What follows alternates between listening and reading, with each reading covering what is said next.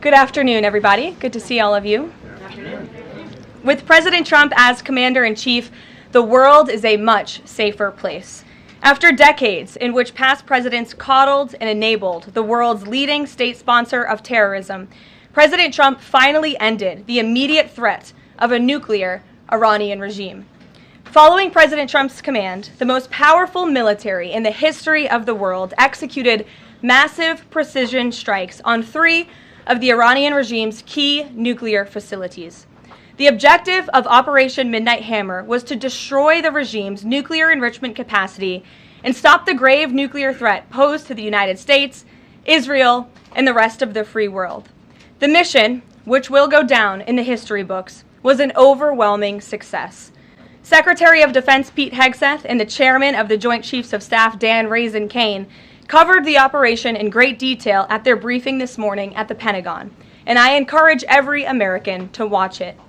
As President Trump has said repeatedly, the United States of America has the greatest, fiercest, and bravest armed forces ever to stride the face of this earth, and we couldn't be more grateful and proud of our nation's warriors.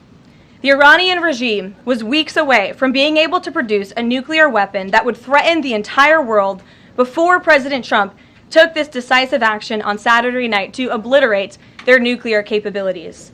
The contrast in leadership could not be more clear. Barack Obama and Joe Biden sent pallets of cash, American taxpayer dollars, in a failed attempt to buy the Iranian regime's compliance with a weak and ineffective deal. President Trump sent a fleet of American warplanes to destroy Iran's ability to produce a nuclear weapon. The United States and the entire world are safer because of this president's decisiveness. Despite agenda-driven leaks by the fake news media aimed at undermining this incredible accomplishment achieved by President Trump and our brave fighter pilots, there is broad consensus emerging already that Iran's nuclear capabilities were indeed destroyed. The United States, Israel, the United Nations, and even Iran all agree they can no longer build a nuclear weapon. So why did the president immediately turn to obliterating after the Iranian nuclear threat? Securing peace. Within 48 hours of the devastating strike, President Trump and his team brokered a historic ceasefire between Israel and Iran and officially ended the 12-day war.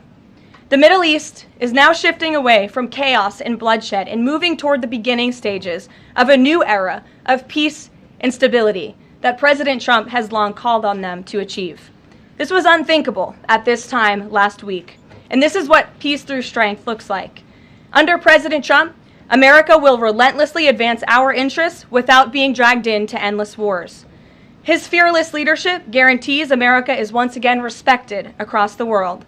Just look at what he was able to accomplish at the NATO summit in the Netherlands. Many of you were there. Our allies agreed to invest 5% of their GDP annually in defense because President Trump demanded it. This will be the most significant reinforcement of NATO's collective defense in the history of the NATO alliance. And as a result, the United States of America will carry less of the burden, and our NATO allies will be stronger than ever before. As NATO Secretary General Ruda put it, for too long, one ally, the United States, and our taxpayers, I may add, carried too much of the burden of that commitment. And that changes today. President Trump made this change possible. We will produce trillions more for our common defense to make us stronger and fairer by equalizing spending between America and our allies. This is the Trump effect. This is what the president meant when he declared that America is back. Now, back here at home, Americans are paying much cheaper prices for gasoline this summer, as both the Wall Street Journal and the New York Times pointed out today. Here's how the Wall Street Journal put it. Hitting the road this summer won't bring as much of a big hit to your wallet. The national average for a gallon of regular gasoline is about 23 cents cheaper than this time last year. Analysts say plentiful supply is expected to keep prices down in the coming months. These are the cheapest gas prices at this point of the summer since 2021. And despite all the doom casting from liberal pundits, oil prices on Tuesday were lower than before the Israel-Iran conflict began. As President Trump continues to unleash American energy, our country will have even more efficient, reliable, and affordable energy to protect our national security and fuel our people. Later this afternoon, here at the White House, the President will host a One Big Beautiful event in the East Room to rally Republicans to get the One Big Beautiful bill across the finish line. At that event, he will be joined by everyday Americans from across the country who will massively benefit from the common sense policies and provisions within this bill. This is the largest tax cut for working and middle-class Americans in history, and it's going to put more money into the pockets of hardworking Americans. Families will see an average increase in take-home pay of more than $10,000 per year. Americans earning between $30,000 and $80,000 per year will see a 15% tax cut. Overtime and tipped workers will save thousands of dollars annually. And our amazing seniors will receive historic financial relief by reducing the tax burden on their Social Security benefits. Simply put, this bill is going to unlock the golden age of America. And we look forward to continuing to work with the Senate and the House to see this bill on the President's desk for signature by Independence Day. Here in our new media seat today, we have Colin Anderson with the Washington Free Beacon, who will kick off our question and answer. Colin, go ahead. Thank you, Karoline. We reported yesterday on a briefing from the Israeli Defense Minister in which she said the U.S. and Israel are working together to monitor any attempts from Iran to rebuild their nuclear program, and also that if Iran was to do so, the U.S. and Israel would work together to once again destroy that nuclear program. Is that aligned with the President's thinking? Look, the President, as I said in those opening remarks, Colin, and thanks for being with us today, views the Middle East on its way to peace and prosperity. And the President used strength on Saturday night. The whole world saw that the United States is indeed the most lethal fighting force in the world with those precision strikes on Saturday evening. But the President wants peace. He always has. And right now we're on a diplomatic path with Iran. The President and his team, namely Special Envoy Witkoff, continue to be in communication with the Iranians and especially our Gulf and Arab partners in the region to come to an agreement with Iran. As for our alliance with the State of Israel and that friendship and that partnership between the United States and the State of Israel, I would argue it has never been stronger. And we see a new era in which perhaps some of these Gulf and Arab states can sign on to the Abraham Accords. That was one of the President's most signature accomplishments in his first term, and he'd like to see more of those countries sign on in this second term. And so we look forward to sustaining a long and durable peace in the region, and the President wants to do that through a diplomatic solution. But as he proved on Saturday night, he's not afraid to use strength if we need to do it. Gabe. Thanks, Karoline. The President mentioned in a Truth Social post that no enriched uranium was moved from Fordow. What about the other two sites, Isfahan and Natanz? And how can the President be so sure that no uranium was moved? Well, what I can assure you is that the United States and our intelligence agencies and Director Ratcliffe and the President's entire national security team were obviously watching these sites very closely in the weeks and the days leading up to the attack on Saturday, which I will add was one of the most secretive and successful operations in United States history. I think many of you in this room would agree with that because none of you in this room knew about the strike on Saturday until it took place. So we were watching closely, and there was no indication to the United States that any of that enriched uranium was moved prior to the strike. From any of the sites? Correct. And then one more thing, Karoline. Next week, the President mentioned that there would be talks with Iran. He didn't mention any details, and Iran has not confirmed them. Can you share any details about any potential talks next week? We don't have anything scheduled as of now, but I spoke to our Special Envoy Witkoff at length this morning, and I can assure all of you we continue to be in close communication with the Iranians and through our intermediaries as well, namely the Qataris, who have been an incredible ally and partner throughout this entire effort. And as I said, this administration is always focused on diplomacy and peace, and we want to ensure we can get to a place where Iran agrees to a non-enrichment civil nuclear program, and there are many other requests that the United States has. Those details continue to really, they're just starting. Of course, the operation was just on Saturday night, but we are in touch, and if there is a meeting, we will let you know as we always do. Brian. Thank you, Karoline. There's two. One on trade. On the July deadline that's coming up for the trade deals, is that deadline still hard and fast for the President, or is he now considering even coming to trade deals after that deadline, and where is he on that going forward? I think the president has been asked this quite a few times by many of you in the media. I've heard him answer it at press conferences and at gaggles. He just spoke about it on Air Force One. The deadline is not critical. The president can simply provide these countries with a deal if they refuse to make us one by the deadline, and that means the president can pick a reciprocal tariff rate that he believes is advantageous for the United States and for the American worker, and he will continue to do that. But as for the deals, our United States Trade Ambassador, Jamison Greer, I speak to him frequently. He's working very hard, and he has had very good and productive discussions with many of our key trading partners. And on the One Big Beautiful Bill, there's conversations on the Hill right now about the Medicaid cuts. I'm curious if the final bill that the president's been talking about comes to him and it has Medicaid cuts in it, will he sign it, or would he rather just Congress do away with those cuts? I think our friends in both the Senate and the House know exactly where the president stands on Medicaid. He wants to get rid of the waste, fraud, and abuse, and they are working to do that in the Senate right now. Jennifer. Follow up on that, on the big beautiful bill. Is there enough time for Congress to work through the issues it needs to work through? I'm saying, does the president need to move back his deadline a little bit? We expect that bill to be on the president's desk for signature by July 4th. I know that there was a ruling by the Senate parliamentarian this morning. Look, this is part of the process. This is part of the inner workings of the United States Senate, but the president is adamant about seeing this bill on his desk here at the White House by Independence Day. And then on Israel, is there a date set for the Prime Minister to visit the White House yet? Is he coming in a couple weeks? There isn't a date, but the Prime Minister has expressed interest in coming to the White House to meet with the president and come to Washington. The president is obviously very open to that, but we don't have a date. When we do, we'll let you all know. Kate. The president suggested he was open to sending more Patriot air defense missiles to Ukraine. Is that going to happen, and were there any other assurances that he made directly to Zelensky when they met? I'll let the president speak on that. That was a private conversation between he and President Zelensky, but the meeting was a good meeting, and it was a meeting towards progress, and the president, as he said, repeatedly wants to see this war come to an end, but I'll let him speak on that specifically. And Witkoff yesterday suggested that there would be more countries signing on to the Abraham Accords. What's the timeline on that, and which countries specifically is the administration looking to have sign on? Well, the president is certainly hopeful that more countries in the region will sign on to the Abraham Accords. Again, we want to see a long, withstanding, endurable peace in the Middle East, and that's the way to do it. And when the president met with the new president of Syria, that was one of the requests that he made for Syria to sign on to the Abraham Accords. I don't have a timeline for you, but this administration wants to see that happen, and our partners in the region should know that. Rachel. Thanks so much. Just to follow back up on the meeting that the president mentioned about wanting to have this meeting with the Iranians next week. Clearly there's a willingness here from the administration to want to meet with Iranian officials. What is the holdup here in trying to schedule it? Are you experiencing any resistance from the Iranians? No, have some patience. We just had this strike on Saturday night. The president secured a ceasefire. A lot has happened in the last week.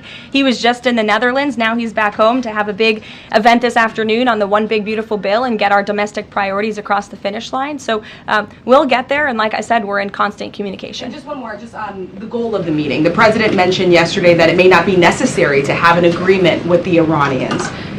What is the purpose, what would be the goal of this meeting? Again, to continue moving forward towards a long-standing peace in the Middle East. Jordan. Yes, Karoline, thank you. So the president had some harsh words for both Israel and Iran on Tuesday as he was departing from the NATO summit after they both violated the ceasefire. He said, what's your response to Americans who are worried the peace isn't going to last and think that Israel is trying to plunge us into another endless war on their behalf? I think the fact that the president was able to successfully negotiate a ceasefire when nobody thought that was possible, it was a surprise to everyone in this room. It was a surprise to the world, but the president got it done because he wants to see peace in this world. He does not want the United States to be dragged into these conflicts. Again, he's not afraid to use strength if he has to, but the president has already proven he can put America first and deliver on peace at the same time. They're not mutually exclusive goals. And then one more. After Carrie Lake, she testified in the House Foreign Affairs Committee on the waste, fraud, and abuse and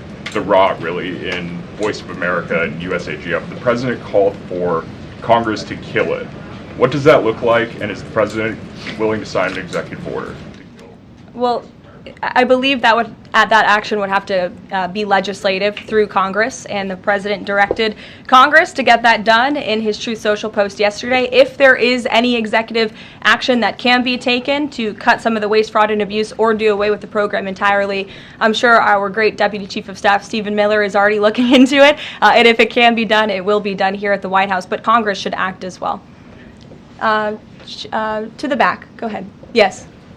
Okay, Karoline, thank you. The administration has To said the back, that- and then Carrie, I'll come to you. Yeah, the administration said that the DIA report was low confidence intel. Can you share what other assessments are currently underway to get to the bottom of just how effective these strikes were?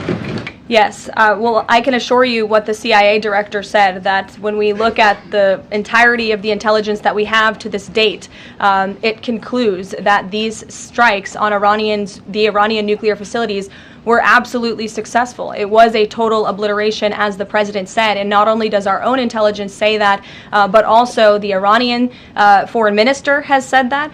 We saw Israel conclude the same thing based on their own intelligence. We also had the United Nations say that as well. So I think the only other time the United Nations, Israel, Iran, and the United States has agreed on something is that the sky is blue, but they all agree that Iran's nuclear facilities were completely demolished. And I would just like to reemphasize, you mentioned this was a low confidence preliminary intelligence assessment, and the entirety of that assessment was not leaked to the media. Only tidbits of that assessment were leaked to CNN, and we have seen this playbook run before, where you have people in the intelligence community, or perhaps on Capitol Hill, we don't know, but I believe the FBI is investigating to find out who that leaker was, because it's illegal, and they should be held accountable for that, leaked bits and pieces of an intel assessment to push a false narrative. And it's to the same reporter, I will add, Natasha Bertrand of CNN, who has done this in the past. In 2020, it was Natasha Bertrand who had 51 intelligence analysts falsely lie to her, but she still put it on paper for some reason, that the Hunter Biden laptop story was Russian disinformation. We all know that's not true, right? We can all agree on that now. That was a lie from the intelligence community. Also in 2020, this same reporter, Natasha Bertrand, wrote that a top intel agency ruled out the man-made lab leak theory of the coronavirus origins. Again, the president was right about that. This reporter wrote a lie from the intelligence community to seek a narrative she wanted to prove, and guess what? We now know that's the truth. Also, in 2024, Bertrand pushed the suckers and losers hoax. She also pushed the fine people hoax, which was taking the president's words purposely out of context. And then last October, and I believe this is notable, Natasha Bertrand published an article in Politico from the intelligence agency. She said that John Ratcliffe was speaking without any evidence when he said Iran was attempting to undermine President Trump's presidential campaign. And then we, of course, found out that was absolutely true. In fact, the Biden administration declassed an intel report which said they had high confidence that Iran had done exactly what Ratcliffe alleged. They did run an influence campaign to hurt President Trump's candidacy. In fact, we know the Iranians tried to take President Trump's life. And so this is a reporter who has been unfortunately used by people who dislike Donald Trump in this government to push fake and false narratives. She should be ashamed of herself. And that's not what reporting is. Journalism is trying to find the facts and the truth. And this week we saw this same reporter being used to push a fake narrative to try to undermine the President of the United States, and more importantly, the brave fighter pilots who conducted one of the most successful operations in United States history. And I think the American people fully know that this operation was a complete and total success. Elizabeth. Thank you, Karoline. The Miami Herald recently published a story saying the Trump administration was targeting migrant foster children. The Trump administration has denounced this as false. Could you clarify the Trump administration's position on protecting migrant children, particularly the 300,000 lost under the Biden administration? Yes, I saw that Miami Herald article yesterday, and I was aghast at the headline. It's egregious to accuse this administration of trying to target foster children. That is not at all what is happening at the Department of Homeland Security.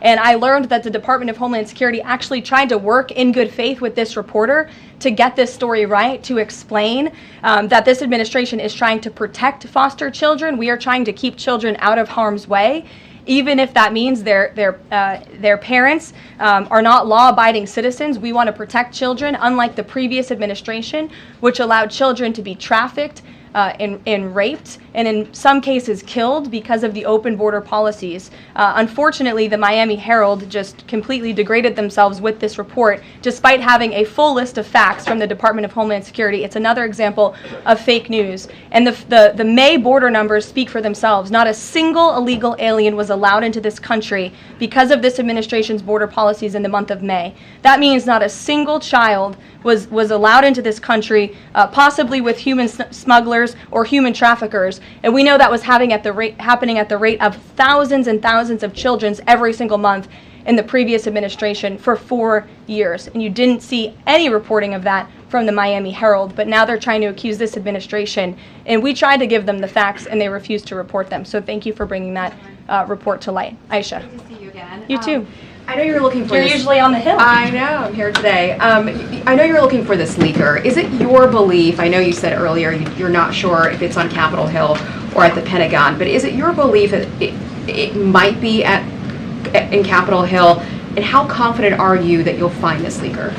Well, I'm not personally looking for the leaker. The FBI is looking for the leaker, so you'll have to ask them in the Department of Justice in terms of this investigation. But leaking top secret classified intelligence is a crime, and people need to be held accountable for that crime. Can I just ask you about how you're going to be limiting intel to Congress? What would you say to lawmakers who say they have oversight privileges, they need this information? This administration wants to ensure that classified intelligence is not ending up in irresponsible hands, and that people who have the privilege of viewing this top secret classified information are being responsible with it. And unfortunately, clearly, someone who had their hands on this, and it was a very few people, few number of people in our government who saw this report, that person was irresponsible with it, and we need to get to the bottom of it, and we need to strengthen that process to protect our national security and protect the American public. Mary Margaret, go ahead. Thank you, Karoline. Sure. You just laid out a lot of different stories about disinformation that Natasha, excuse me, that Natasha Bertrand had pushed during her time at Politico and at CNN. Why would any member of the Trump administration leak anything to her? Well, again, as I just said, we're investigating who that leaker was. It could have been someone in the intelligence community, or it could have been someone on Capitol Hill who had access to this document. The FBI is searching for that person. Go ahead. Thanks, Caroline. The president was obviously... clearly it was done to undermine the president, to answer your question. And I'm sorry, I really wanted to follow up on that really quickly. Before the strikes on Iran, we saw a number of other leaks about Tulsi Gabbard, the Vice President Vance. Is there an effort to divide the president's team when it comes to these leaks and which reporters they choose?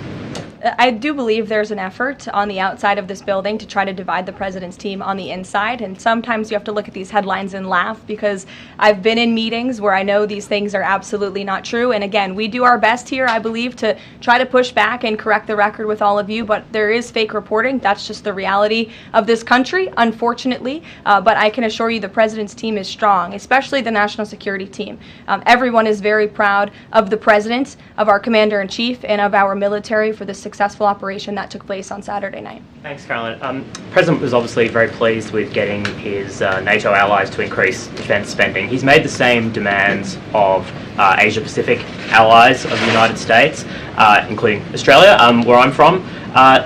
How does the NATO result impact negotiations with Asia-Pacific allies? Does it, for say, strengthen the president's resolve to say, well, our NATO allies have done it, now you need to do it too?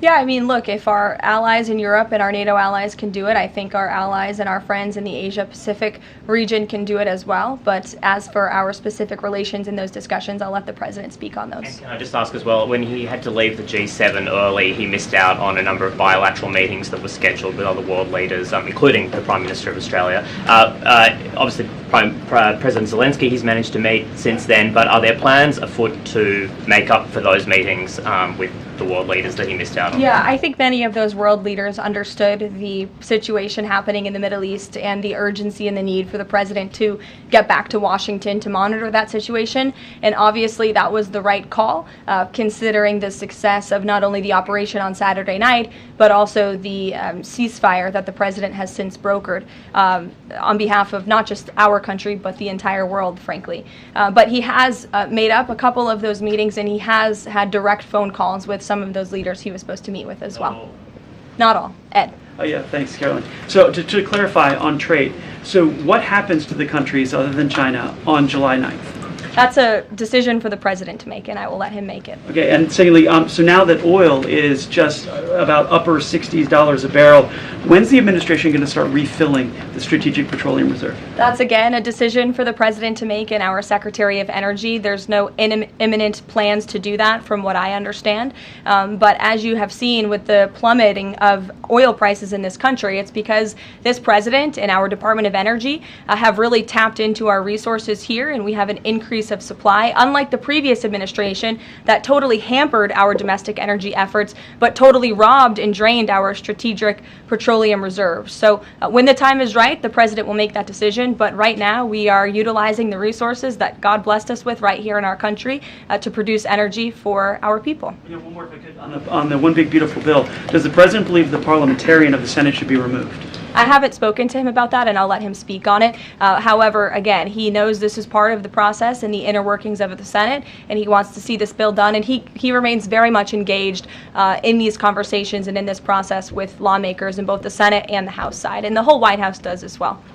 In the back. Yes, Libby. Thank you, Caroline. Earlier today, the president stated that these photos out of Bordeaux that were showing nuclear materials being removed, suspected of showing that, were just concrete workers. What intelligence is that based upon? Look, the president shared that statement with all of you, and I already answered the question about whether uranium was moved prior to the strike, and the answer is no. Is there a chance that the DIA report becomes public at any point? I don't think this administration is going to get into the habit of sharing classified, top-secret information. Those classifications exist for a reason, and I wish everyone who had the privilege of looking at these documents would respect that. Daniel? Thank you, Caroline. You've been emphatic that the president's expectations for the One Big Beautiful Bill to hit that July 4th deadline. You had a big meeting on Capitol Hill yesterday with the Republican Study Committee.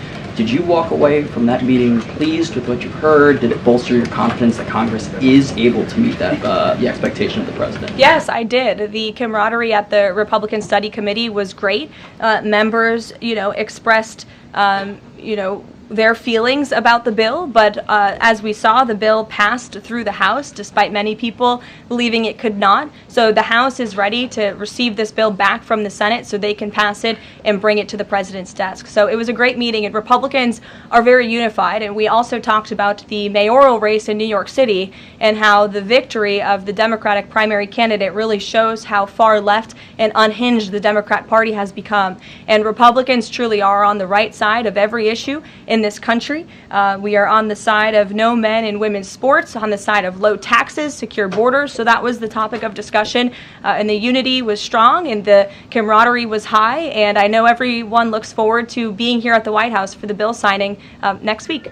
Sure. Thanks, Caroline. The Supreme Court ruled this morning that South Carolina is allowed to deem Planned Parenthood as not a qualified health care provider, and that will block it from receiving Medicaid funds.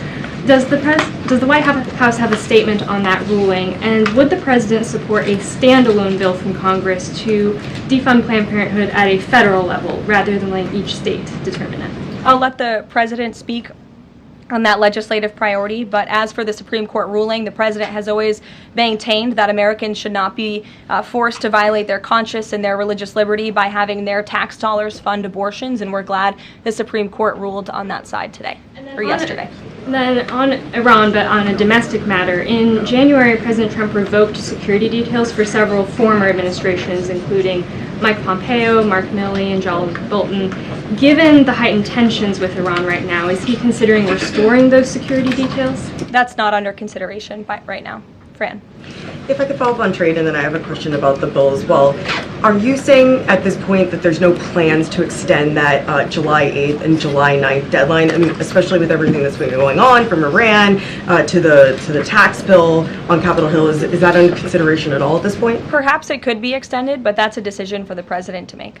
And as far as the bill itself goes, since the president has been back, what has he been doing beyond the event that he's having later today to try and get wobbly senators on board? Is he making phone calls, twisting arms? Is he having some people over to the White House? Can you tell us more about that effort? There have been meetings at the White House this week. I saw some senators rolling out of the Oval Office the other day, and the president remains on the phones talking to his friends in the Senate when necessary, and when they call, he picks up the phone. And I think that's why they greatly trust and respect his leadership. And we're having that big event later this afternoon at 4 o'clock. I would encourage you all to tune in. We're going to have some great everyday Americans who are in attendance. We'll have some tipped delivery drivers. I think we're going to have a barber from the great state of Arkansas here in attendance. We're going to have some law enforcement officers, some Border Patrol agents, and Tom Homan will be speaking as well. So the point of this event is to show the American people how this bill works for them and how there are provisions in this bill that will change their lives. Can you tell us which senators you saw rolling out of the Oval Office? I'll let the president speak on that if he wish. I don't share details about his private meetings without his permission.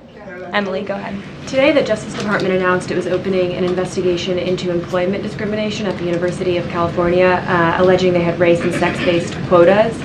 Federal law bars hiring somebody based on their race or sex, but do you also object to universities working harder to make sure they have a diverse group of candidates to consider? And do you expect more investigations like this from DOJ? I have not seen that investigation from the Department of Justice, but I can certainly check in. What I can tell you, it's the position of this president that we want to restore a merit-based society and culture in the United States of America where people are not hired nor are they promoted based on their color of their skin or their gender. The president wants people to be hired in the workforce because of their merit and their skill, and I think most Americans agree with that. I'll take one more. Carrie, because I promised you earlier. So the Ayatollah Khomeini came out and said that Iran will, quote, never surrender to the U.S. That being said, what remains to do with the possible responses from Iranian proxies in the region and even in the U.S.? Look, we saw the Ayatollah's video, and when you have a totalitarian regime, you have to save face. I think any common sense, open-minded person knows the truth about the precision strikes on Saturday night. They were wildly successful, and it's what led to the ceasefire agreement between Israel and Iran, which the president is very grateful for. And the United States of America remains prepared to defend our assets and our personnel in the region. And again, I would just emphasize the success of the strike that took place on Saturday night, and the world is a safer place because of it. Thanks, guys, for coming today, and you'll see the president at 4 o'clock. Thanks.